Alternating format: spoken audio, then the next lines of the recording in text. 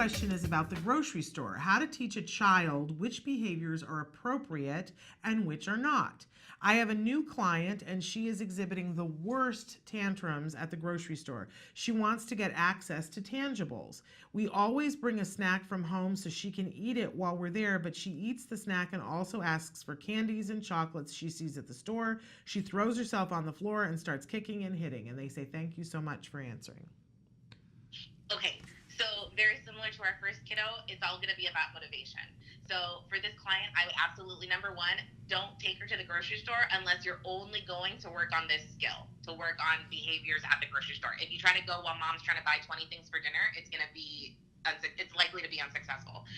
So start off by going on dedicated trips just to work on the challenging behaviors.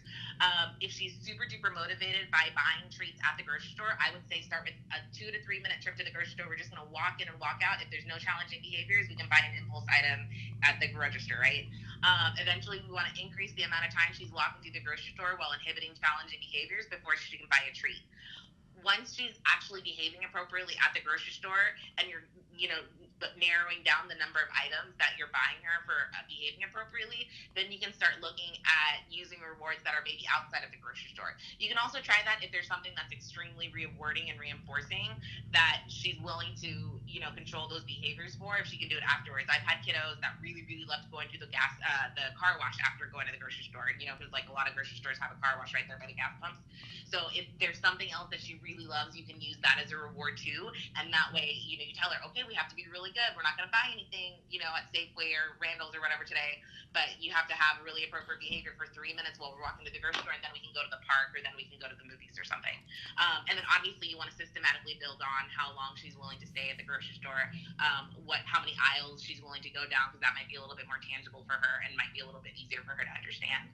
But start off with a really small goal that she can be successful with, and make sure that you're giving her lots of praise and reward for being appropriate during that first initial interval that you're having her, inhibit those behaviors during. And in both of these instances, I just want to point out that it's important to separate what it is that's important that you want to teach, because people go, well, I can hear parents saying, well, they should be able to go to the grocery store without getting a treat. But the question was, how do we teach appropriate behavior in the grocery store? And as you said in the beginning, Veronica, it may take some time. And maybe this whole thing is going to take a year to get her to the point where she can be at a grocery store without needing a treat. But I'll tell you, if you do this right, the way Veronica said, in a year that will happen, and you won't have had the tantrums for a year, which is so much better than saying, well, she should be able to do it and dealing with the tantrums. I just want to point that out.